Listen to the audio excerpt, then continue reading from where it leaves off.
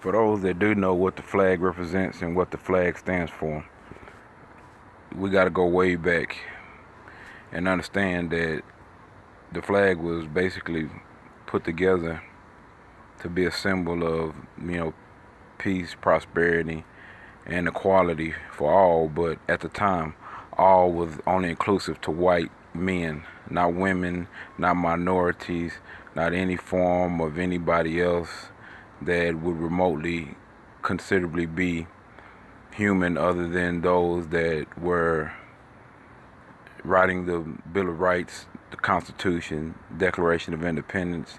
Those were who the flag and the Constitution stood for. So today it stands for the freedom and equality for all, but its base is solely the purpose of white men who were freeing themselves from their oppressor in England. It was a chance for them to come to another country, colonize it, create states and colonies, and claim it for themselves. Pretty much, genocidally raping everything within its path, taking land from the native people that were here, housing and enslaving millions to come over on boats and ships, treating them as if they weren't people but property. And those stars and bars and those American colors stood for the equality of white men. We weren't even considered a person. A Native American who land that they took, raped, pillaged, ran through, and did vile things to, weren't even considered people. Women weren't even considered people. They were on a higher threshold than us, only because they were good for sex, they were good for cleaning, they were good for, bearing children. That's it. I mean, when you look at the flag, you see everybody that died through military, everybody that's put boots in foreign soil. You see everything that you would think America stands for. But that flag is deeply rooted in just the supremacy of the white American who first colonized what is now North America.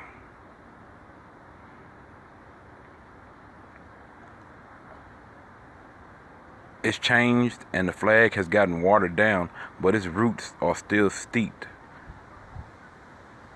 in white supremacy. I mean, so if taking a stand and put my hand over my heart to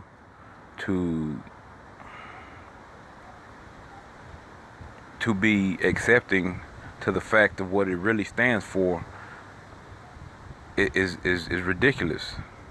Because in the Constitution, I'm not considered a person. I am now, through years of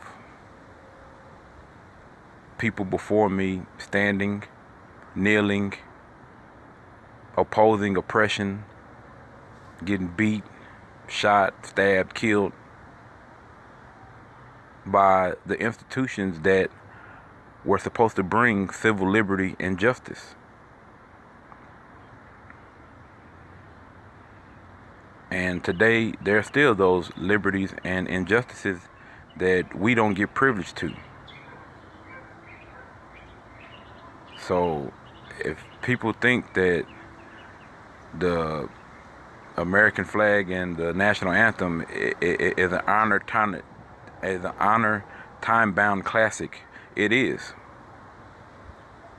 But what is reflective to is not justice for all.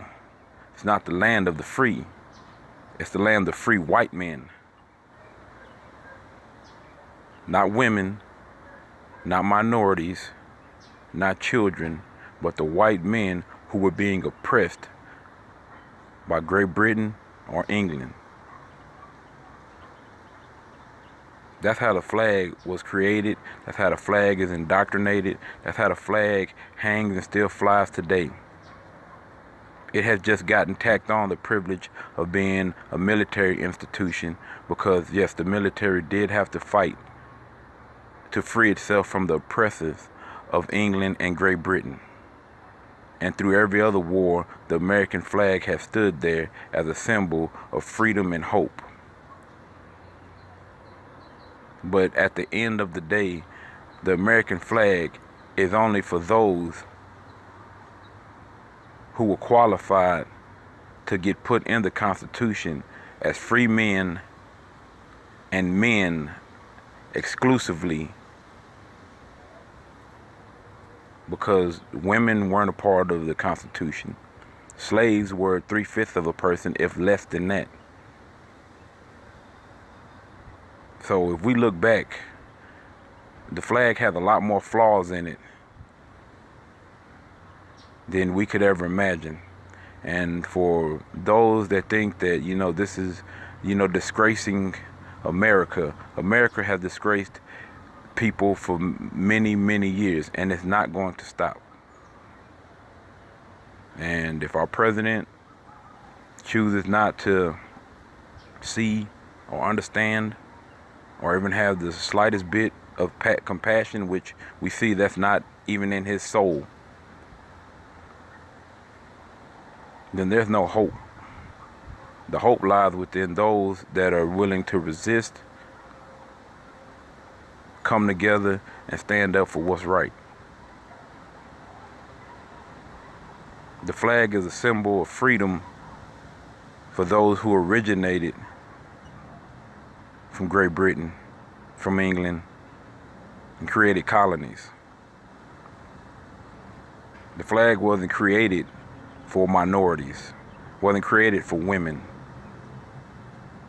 The flag takes on a whole nother meaning.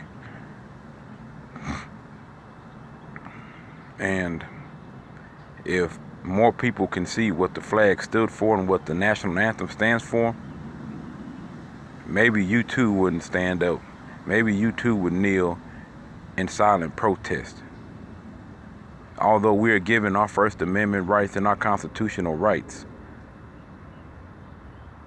those are just words and formalities that they will use, that when we choose to use them, they will use them against us, because they still see us as less than equal. They still see us as less than that 100% man, 100% white man. They still use the Constitution in some ways to make women and minorities still be that 3/5 of a person. Because anytime we stand out, we are badgered, belittled, demeaned, and oppressed by those who choose to want to see us still be 3/5 of a person. And if that's the American flag that you want to stand for, that's the American flag that you want to put your heart over, that's the national anthem that you want to sing, be my guest and sing.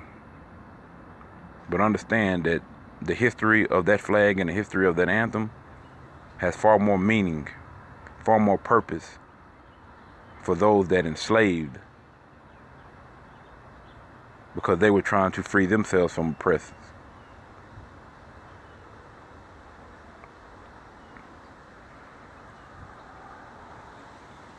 It's not hard to find out. It's not hard to read about. It's not hard to just get that little bit of education in history.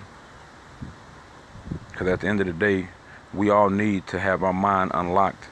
At the end of the day, we all need to educate ourselves, because in these day and age, in this time, if we don't, we'll fall back in the same situation where we become less than 3/5 of a person. We become less than equal.